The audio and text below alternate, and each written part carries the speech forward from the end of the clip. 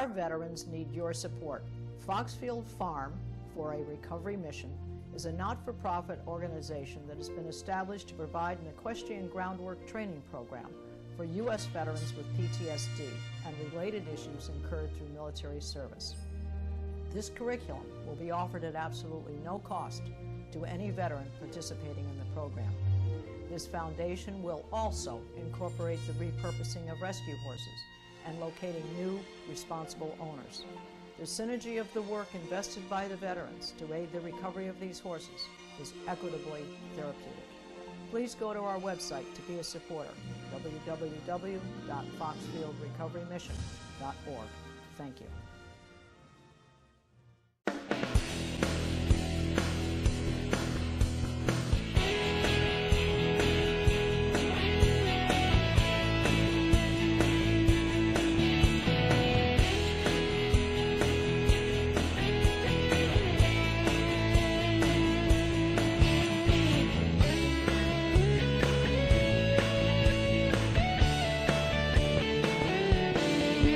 Your host, Susan.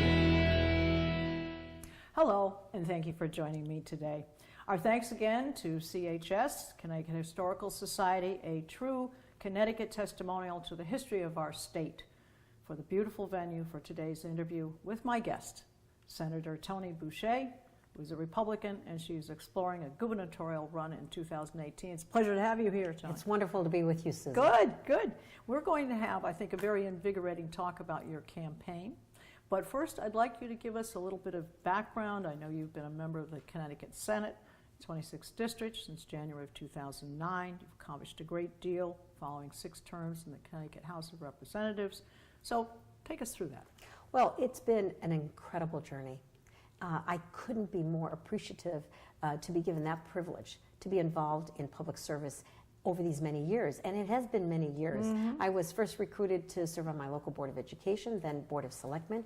A governor appointed me to the State Board of Education because education was my passion and the reason for my public service. And as you said, 12 years in the House, and now in the State Senate since 2009. All the while in the minority, of course. Not easy. It was, uphill, tough going. But when it gets tough, the tough get going. And that's how and the reason for that, and my dedication to it, because people should know that Connecticut has a part-time legislature. What that means is that most of us have full-time other private sector jobs. And quite frankly, no career politicians here in Connecticut. But I am dedicated to this process because I came to Connecticut when I was 5 from a little farm in Italy with parents that had no education at all. No command of the English language, no money at all. And so we started at the bottom of the economic heap in blue-collar industrial Naugatuck. But see, that's the thing about America, is that opportunity to do that. And that's important. Incredible. So this state really gave us everything, and I owe it everything. My brother became an astrophysicist. He's president of his own company. I got my MBA. I have what's called a Series 7, 6331 in the investment world. I worked for the leading companies in America, including GE, helped to build 1,000-room hotels for Westin, and had small businesses. And now, currently, while I have my state Senate hat on, I work for an investment firm and travel all over the country when I have the time to do it. I can squeeze it in, so it's part-time. Your energy level's very high. Oh, I love it. Yeah, I love it, and I love this state, Susan. This state is what gave us everything. I am angry. Everyone around me is angry. The best state in America has changed so dramatically. It's become unaffordable, and we have jobs and people leaving in droves. Even today, going to the grocery store, people in line look at me and say, Toni, what is happening? Can you fix it? The individuals at the cash register, the store manager, everyone is looking for a change and to change their state back to the one that really provided opportunity. Yeah. Well, speaking of that, where are you? I mean, you're exploring, so where are you in your gubernatorial campaign? When will you make that final determination? Well, we are in an exploratory campaign for 2 reasons. One, I'm a sitting state senator, and I want to be effective. And this year, we've had the longest session and special sessions right up until after the first of the year. So it's been difficult for sure. And additionally, though, an exploratory allows you to raise a higher threshold of funding. And since I started late, later than others that may have been doing this for 2 years in anticipation. So I have to make up some ground, but it's going extremely well. And I'm very heartened by the kind of support that we are getting. So I hope that as soon as our funding reaches a certain point, we'll be able to announce. Now, what was the catalyst? I mean, obviously, you've been involved in politics. You've been involved in getting a lot of things done for the state. You're very energetic, as I said. You have a great interest in reviving Connecticut. But was there some night, some evening, some conversation, something that said, I'm going for it? Absolutely. As you heard, I've been recruited for every position I've had in public service, and I've had a wonderful, wonderful experience. But now that I see the state that I care about, the people I care about, people all around me, in fact, all of my neighbors, nearly 2/3 of them have left the state, I feel that we're in crisis. And I feel that it's incumbent upon those that have been in the trenches, that have worked really hard, that don't have a learning curve, you know, the ones that have been to Fort Bragg of politics, in other words, get ready for the battle, because quite honestly, our financial house is on fire, and this governor is pouring gasoline on it, and I cannot sit back without moving this forward, you know, stepping up to the responsibility, because I think I am a person that can resonate with everyday people in Connecticut. You know, I've been. You were an absolutely. immigrant? I'm an immigrant just like them.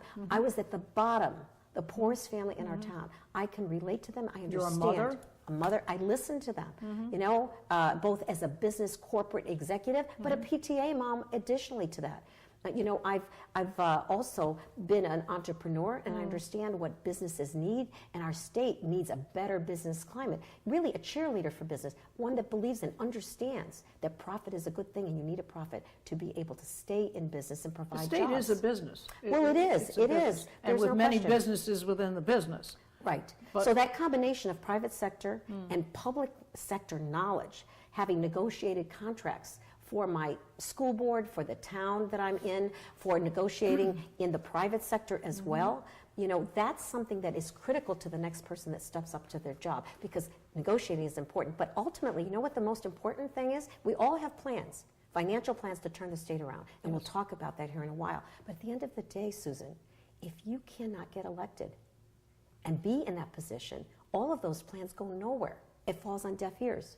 So I have been fortunate. Yes, it's been a tough ride. I've had tough elections, lots of opponents. One that was 6 feet 7.5. We made quite a pairing, but I did beat him soundly in the election. And quite frankly, in the last 3 elections, I have won by the most votes of any sitting state senator with an opposition, either Democrat or Republican, by the most numbers of anyone. So I've proven I can win by getting the crossover vote, the unaffiliated vote, the Democratic vote. We need that because, quite frankly, Republicans are in the minority of this in this state of Connecticut. Well, here's the thing. You obviously you believe that we're in a very critical mass problem right now.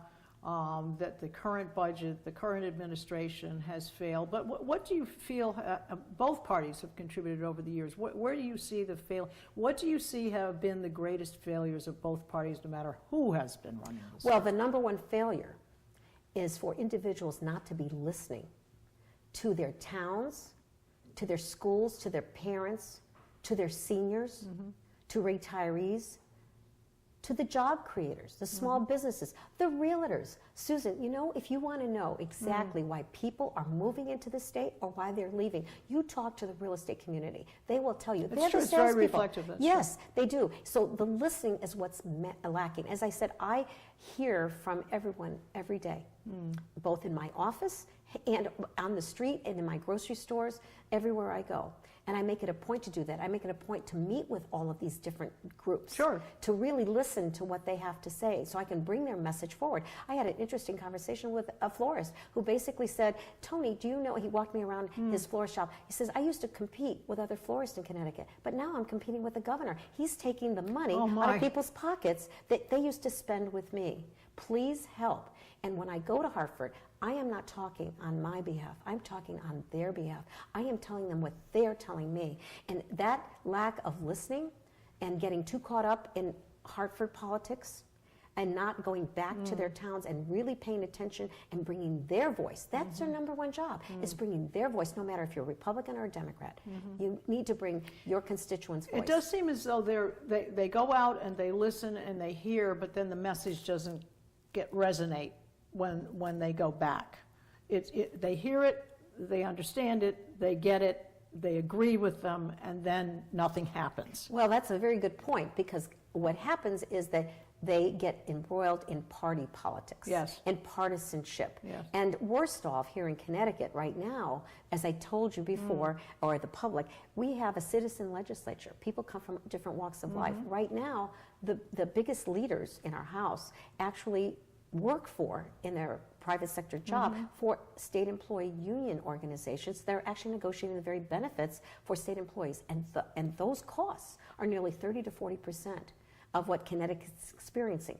When Connecticut instituted an income tax before my time, that was the worst thing that they could have perpetrated on the state, right? And so jobs flattened out, people growth, our population flattened out, but the cost of state government grew 30% over that time. That has to stop. But there are individuals in leadership now that are protecting that, extending that, and that goes to both Republicans and Democrats. Yes. We had a Republican governor that extended those fixed cost fringe benefits over 20 years. Now we have a governor that extended another 10 years who promised they would never do that. And yet that special interest group right now has too much influence over policies and budgets.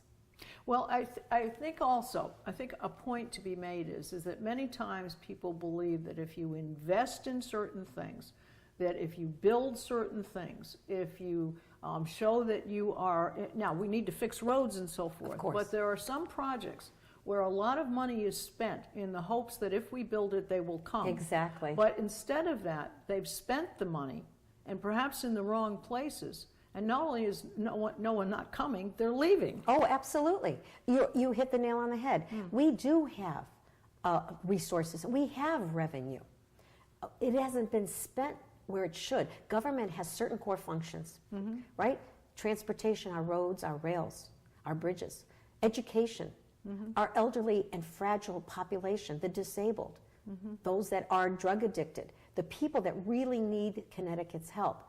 And yet, the resources that are supposed to be dedicated for that are, like you said, projects that the state has no business being in, and also spending the bonding funds irresponsibly for things that are not core. We need to refocus this state. It needs a leader that understands this and can actually do it. That's one thing I think that's often hidden, is people realize they have a budget, they're going to spend it on something, and then the people may or may not be familiar with the fact that bonding costs go along with it. Oh, It just absolutely. adds the thing even further. So Sure. now we've contributed to the long-term debt, and now if we have a long-term debt, and we are now reflective of not having a very good credit rating, now our credit rating goes down and our interest rates go up on borrowing. Right. So it's chasing the tail. Absolutely. Well, the warning signs have been there. In fact, our rating agencies even put out the data that really speaks to what Connecticut should be doing to get better credit rating. And that costs every taxpayer. In fact, the debt service, the cost of borrowing, is now nearly 14% of the state budget. I think it's all in the fine print that you can't read. Well, when 14% of your entire budget, Yes. a $20 billion budget goes to debt service, Yes. because there's been too much borrowing. There's been too much spending, too much borrowing, Right. Too high fixed costs, while at the same time, our tax base has eroded. Instead of growing it, it's reducing it. So fewer people have a larger tax burden. We are the highest taxed as a combination of local, state, and federal taxes. We are the highest tax burden in the country. And every time we have a session, just this Wednesday, the governor was, by the way, his last opening day session. A lot of people laugh about that. But what did he do? He doubled down in two of the largest tax increases in the state's history, 2011, 2015. Here he is proposing, get this, a $3 tax on your tires, 25 cents for any wine bottle that you purchase, 7 cents more on your gas. Who comes up with those ideas? Well, they just look for places they haven't taxed before. Well, right now, that's what they're doing. And you know what's if interesting? you buy a painting and you buy a piece of artwork, we're going to tax that Well- further, or is that considered a sin to be buying art? I Well, mean, they tax yoga. It gets a little silly after a while. It does. They tax yoga, you know, and it's really unfortunate because what they'll do then is say they will compare some of our taxes with other states. They'll say, well, our income tax is lower than this other state, or our sales tax is only 6.35%. Well, guess what? When we had no state income tax, it was 8%, and we were still getting people and businesses into our state. So the comparison to others is false because honestly, our taxes as a group are higher. They're just layering it on to an already overtaxed public. Everyone will tell you that. All right, let's. Here's a very obvious question. You, as my guest, as a woman, as a very accomplished woman, there's a significant roster of candidates. We're talking about at least 24 candidates, and out of all of that, there are only 4 women so far. If my numbers are correct, we've got Exploring and Committed and so forth and so on. Do you think gender is going to have a play in this with the voters this year? Well, you know, I would hope that that wouldn't be the deciding factor because I do believe it has to be the most capable person that is brought into that role. They have to fix this state, and it doesn't have anything to do with gender. Now, there are those that may make a decision based on that, but I'm hoping it's the most competent person. And I'm hoping to convince individuals that actually I bring to the table so much of what we aren't seeing yet. As I said, someone that can relate to everyday people, that has lived their immigrant life, someone that has been in business as a businesswoman, that represents the job creators of our state, someone that has been able to win across the aisle, and someone that knows what we need to do to fix it, someone that can negotiate, because this is going to be a hard job. Negotiation is a very important word. It's huge. It's huge. And negotiating involves give and take, but it's also standing your ground. And right now, Connecticut, I believe one side has gotten the win and has gotten what they wanted continuously, as the taxpayer has had to have the brunt and has been on the losing end of it. People feel that they're working for government instead of government working for them. So we have to turn that back around, and that involves someone that has negotiated contracts, and I have, and they've been tough ones. I've had 48 hours non-stop negotiating right through the evening onto the next day. And by the way, we shook hands, each side got something, but it was responsible and they reacted to the reality of what's happening in the world. Our state employee contracts are so out of compliance and even How did we get there, Toni? Well, why? I mean, if every year, you see, okay, 3 years of contract, we got to do a better job this year, but it doesn't seem to get better. No, it doesn't, it because seems as though they negotiated for a higher salary, a higher pension, et cetera, et cetera. So why? And the numbers prove that. Our wages in Connecticut for state-level employees, I'm not talking about local contracts and employees, they have made the adjustments needed. They've gone to 401k plans. They have reduced the costs in their health care programs. But they haven't done that at a state level. Our state employees actually make an average $10,000 more in wages than Massachusetts and $5,000 more than New York. But they also do not have 401k plans. They have very expensive defined benefit plans. They have COLAs. They can use their overtime to calculate their pensions. There's many pensions over $100,000. Their health care plan, no one has that. They have no co-pays, literally. It's $5 for any prescription drug, $15 to any doctor that they want to go to. The costs are so high, and they do not reflect. That's better than what the veterans are getting. Absolutely. The veterans are suffering, and absolutely they are, and it's nowhere near the private sector, but it's not even near local police, fire, and teachers. So even if we were to, we have to, the first order of business to return Connecticut to a competitive place is, number one, start on day one to eliminate the income tax. That is the number one deterrent for people to continue to move here and why they leave. Secondarily, the estate and gift tax. People in our state and businesses in our state move to states that do not have that. And in order to do that, you have to reduce costs, bring concessions to the table, renegotiate those contracts. And quite frankly, Susan, we should not have collective bargaining at the state level. We have it for the local municipalities, that's fine. But 46 other states do not have collective bargaining. And I think if the regular employee were to be given the truth that their pensions are at risk for insolvency.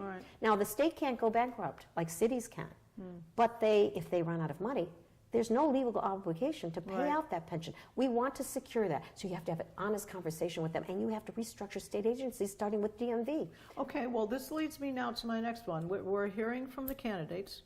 They seem to be identifying, all seem to be on the same page pretty much, that generally speaking, the common denominator from each of you need to worry about budget, Right. fiscal responsibility, Right. jobs, business retention, addressing how we can increase revenue That's right. without further taxation. I assume you concur with that, but what would be you've hit on a couple of things, key strategies and tactics to do this. That's right. You know, That's so- right. And when you said increase revenues, to me, that is not a tax increase. In fact, they've had enough of that. If anything, we have to go back to a less taxing structure for sure. That's what. So when you increase That would change the businesses. that's right. Because honestly, you will increase revenues if you reduce costs. If you tax something too much, you get less of it. If you tax it less, you're going to get more of it. If we have more people in the state, more job growth, those revenues will go up.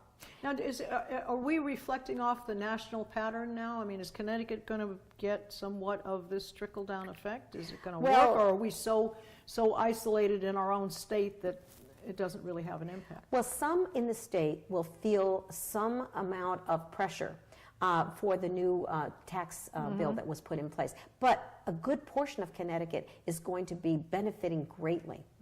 And they're very excited about it, both in the way that their taxes are going to be reduced, in the way that their paychecks are going up. They will have more disposable income to spend, Right. so our businesses will do better. By and large, and so you've got two Connecticut's Yeah. being affected here. Right. But very few people really know yet quite how it's going to affect them. But on balance, it could help Connecticut, and certainly it will Yeah. help our sales taxes Yeah. because people will be able to spend more. You Exactly. need people going to the stores and paying our sales tax. And emotionally feeling better. Yes, they are. Um, By a huge portion, most are feeling better. And for the very wealthy, the alternative minimum tax is going to be eliminated for many of them. So on balance, if they lose on one side, they're going to gain, so they may not really have a problem. Yeah. What bothers them is our state income tax, Yeah. that it's nearly 7%. What bothers them is the estate tax and the gift tax. They can go across the border, they can, and especially the very wealthy, who pay, by the way, the vast majority of the taxes for the state of Connecticut. All they have to do is pick up their computer, move somewhere else, and just look at their calendar and make sure that they stay Yes. out of state Right. for 181 days. Oh. And then they do not have the tax burden here. Oh, interesting So, yes, point. and there's an awful lot that are doing that. Really?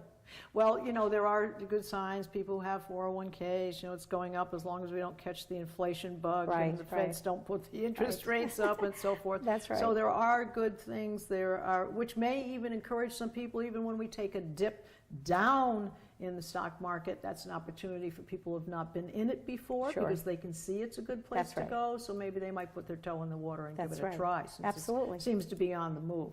All right, now, in the time we have left, a couple important things. How long do you think it'll take for Connecticut to get in the black? Well, I have conferred with economists on this point, and I live in the world of economists and the investment world as we speak. A lot of what you're talking about is playing out. By the way, those pensions and 401ks are doing very well right now because the stock market has come back, consumer confidence is up, and all the other states outside of Connecticut are really improving. They're getting very prosperous. Connecticut has not. And when I talk to the economists, many are saying that are in this race or running, they're saying, oh, it's going to take 8 to 10 years. Yeah. Absolutely not. Don't buy that. So it's what's your 4 number? years. 4 It's years. 4 years. And the third year Yeah. is when you really see a turn. You can destroy a state's finances in 4 years and you can bring it back. So I would look at this as a challenge to do it in 4 years. And if I can't do it in 4 years, then vote me out. I don't deserve another term. 4 That's years my sounds like a commitment. term to me. Well, 3 years you should really see, Yes. but you have to get busy right away. You don't have 2 No, years to learn. No learning curve. You've got to get right in there and get to work immediately. And benchmarking. Benchmarking Yes. is important. I've Yes. got 2 years left. How far how much have we fixed Absolutely. so far? If you're 2 years left, that's halfway through. 50% of the goal, we're there, you're on target. That's right. If you're ahead, you've got something to talk about. If you're behind, you've got something you've got to do. Absolutely. And the advantage goes to someone that's been in the legislature, that has the relationships with both sides of the aisle and the individual legislators, because you're going to need to bring them along with you. Because remember, governors and presidents can propose a budget or a bill, but only the legislature can decide. So it's critical, that working relationship, that knowledge of the process. That's so important. And I think that's when you can hit the ground running on day one, and that's what you have to do. That's the challenge, and really that's the commitment I would make if I were to become a candidate for that role. I would say, this is it. I've got the 4 years to make it. You've been in the back of the kitchen, and you've been the hostess in the front, and so you know what makes both things work. You've got to be able to say hello to your guests, spend time with your guests, but you've got to make sure the stuff is getting ready in the back. Ready to go. Absolutely. That's a good analogy. All right, well, let's just talk about what are some of the great assets that we have in Connecticut. Oh, I'm so glad you asked that, because you know what? So many people have given up, and I say to them, don't give up. This is a wonderful state. It's the best state. It's the best state. It's the best state for opportunity. It's the best place for innovation. It's the best place to raise your family. Educational. Oh my gosh. Well, number one, our biggest asset, it's its people. We have some of the most talented people in America, innovative people. They're developing new inventions all the time. And then they're leaving. Yes, that's what I was going to say. Then they take their great ideas. I can name at least 5 companies in my district that have done just that. Brand new companies. One is a dog food company. Others are engineering companies. Another one's artificial intelligence companies. As soon as they get to a certain point, by the way, payroll costs are 30% more than many other states.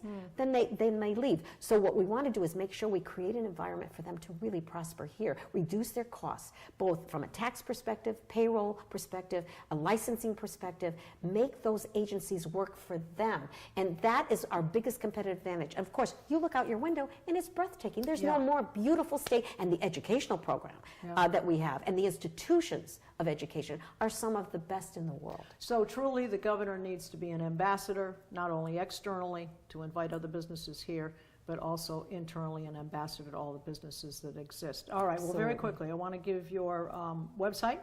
It's Boucher for Connecticut, CT.com.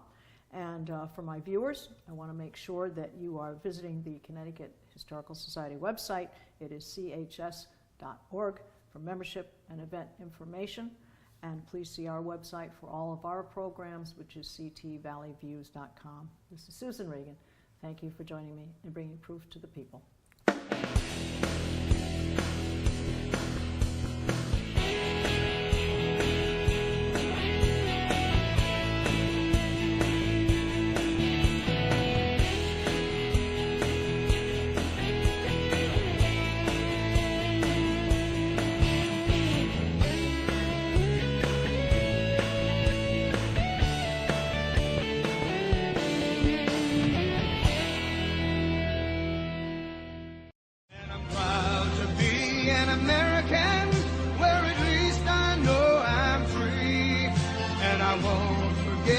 The men who died, who gave that right to me, and I gladly stand up next to you and defend her still today.